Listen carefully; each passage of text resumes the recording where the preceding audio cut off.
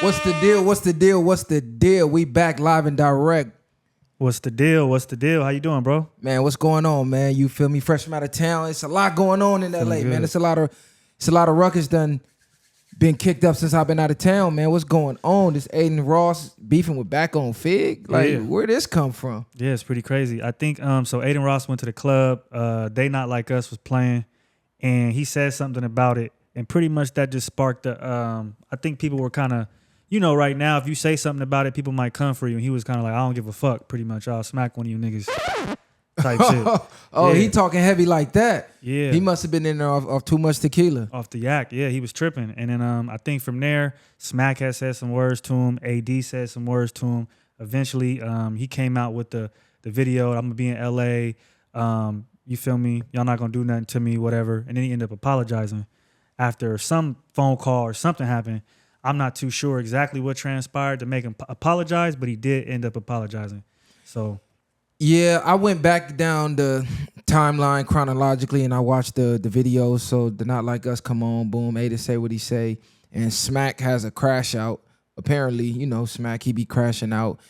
And he tell him, you know, I'll smack the fuck out you or whatever the case, and blah, blah, blah. I can't quote him word for word, line for line, but I did watch the viral clip, and Aiden fired back like, well, I'll smack the shit out of you. Well, he said, well, no, I'll have my lawyers. I'll have bodyguards, my bodyguards, my security smack the shit out you. Woo wop wop. And ain't nobody scared of the West. I used to live on the West. I come out there, woo wop wop, sneak on the video. He like, look, disclaimer, this ain't got nothing to do with me. I love the Bloods and I love the Crips. So that was comedy. But man, this whole thing with these streamers acting tough because they have security, it's been disgusting for a while. We talked about this way back when we was talking about how they do the pranks on people, and then when people try to fight them, they get the security to manhandle the people. So I never was feeling that whole aura because that's how they get down. You know, they grew up on these cameras, they grew up on these webcams, they talk crazy behind the webcams, and then when it's time to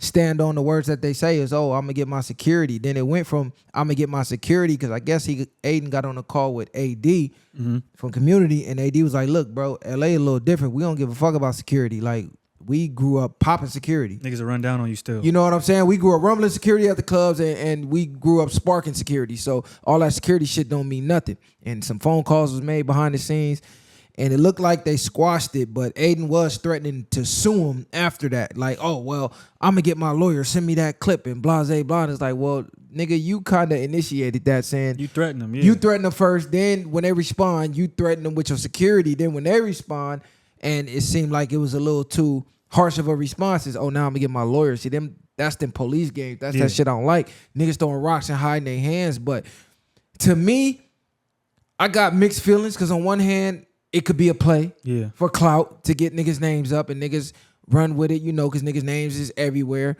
But then again, it could be another ploy to make LA look weak to me because it's like, damn, y'all went from gang banging and the world scared of y'all to y'all beefing with streamers. And that's why I feel like niggas got to stop responding to niggas like Aiden Ross and, you know, the rest of the streamers out here who be doing stuff like that, because at the end of the day, we've already seen this story play out multiple times. Just like you said, people are going to threaten them. The streamers are going to threaten the street niggas. And then when the street niggas threaten or say they're going to respond in whatever manner that is, that's when they hit you with the lawsuits, or I'm going to call the police. I got the best lawyers in town. To me, it's kind of like the more we do that, the more we do lose credibility as a culture, because it's like we obviously are not going to do anything because of the repercussions, and they know that. And even if you were to, as a grown man, okay, let's say you're going to run down on Aiden Ross. You 40 years old, so you got to wait for bro to come into town, then you got to find where he is, then you got to scope it out, then you got to run down on him. It's like, how long is that going to take? A couple days? To me, by that point in time, if you still have that animosity, I feel like, built up for somebody over something like that, then you have an issue and you need to grow up a little bit. I feel like another thing too is that our culture is a spectacle, so everybody's gonna talk about it regardless. So you got a million motherfuckers saying the same thing over and over and over again. It's like you kind of gotta take that and run with it, in my opinion, instead of having that energy towards them. Y'all need to have that energy towards niggas like Elliot and Lucian Grange, niggas that own 40% of the music market, and you know that trickles down to podcasts and media outlets as well. So I feel like we have the wrong energy towards him. Not saying that he's in the right, because if he do get smacked, it is what it is. I don't think he, you know, doesn't deserve it. Like, he for sure deserves it. But it's just the thing that is gonna make us look weak. Cause you arguing with niggas that in real life, if you take away Aiden Ross's name and streaming whatever notoriety, y'all niggas is not even gonna be in the same vicinity as this nigga. Like, you're not gonna go to the same places, y'all not gonna have the same friends. It's not even gonna be on the same playing field. So the only reason why niggas are responding is because this nigga got clout. And that's the only reason why. And that's what makes it look like a clout chase because it's really a no-win situation. It's a lose-lose. I mean, he's half your age. You know you can physically do whatever you want to him. You can manhandle him, beat him up, smack him up. We know he's not like that. Yeah. It's really literally only because he has the clout. But it just make the culture look weak to me because when I see Aiden in dealings with people like, let's say, Andrew Tate, he got a whole different level of respect. He would never talk about Tate like that. Or he would never say, I'll smack the shit out you, Tate. Or he wouldn't even say, I'll get my security to smack the shit out you. Because Tate done got on his bumper before and he be on some, oh man, what I do type shit. So I feel like niggas look at the black culture and hip-hop, the hip-hop culture in the whole as basically like a free target. You feel me? Like anytime we need a buzz or anytime we need some clout or some controversy, we can go pick on the niggas. You feel me? They gonna react emotionally. That's gonna boost us up. And ain't nothing gonna happen because ain't nothing happening unless you gonna go crash out on Aiden Ross and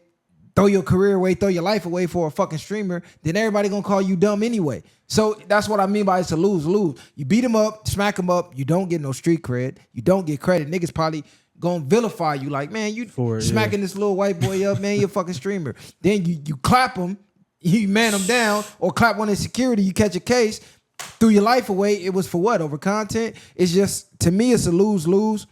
And I've been peeped this play a long time ago with all of these streamers, these public figures going at the black culture. Recently, we had Myron just do it. We could talk about that a little later, where they basically just, whenever they get cold, they just start talking crazy about niggas. And bam, we make them hot. Yeah. Instead of just like ignoring them and letting them stay on the shelf, we automatically respond. We automatically respond emotionally, and we give them the clout back. You know what I'm saying? And I don't know. It's just I don't see no benefit from it other than people gonna be saying your name, but at what cost? To me, that's always the question. When I sit and I do things and I calculate, it's like, yeah, I could get lit like this, but at what cost? Like, do I just want to get lit for beefing with Aiden fucking Ross? Facts. And the credibility aspect of what we keep saying, like the more these situations happen, the more credibility we lose. And I feel like that's, a part of why we're not being taken serious.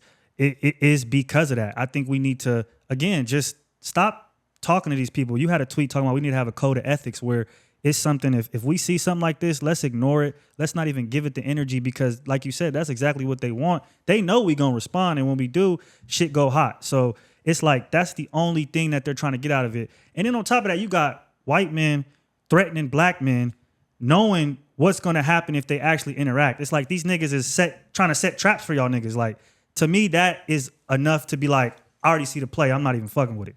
No, that's a fact. And like, I just analyze how they deal with each other and how they deal with us. Like I said, when he's dealing with, people of his own race, that's of a stature of some of the people that he's beefing with right now, like even like community, let's say big white streamers or something. Because I don't know if it's Aiden Ross, but a couple of them streamers done got smacked up. Over there, I seen Zerka smack somebody. I don't know if it was a play. Oh, yeah. I done seen who smacked it. It was the other little white dude. He do the pranks and he be using his security.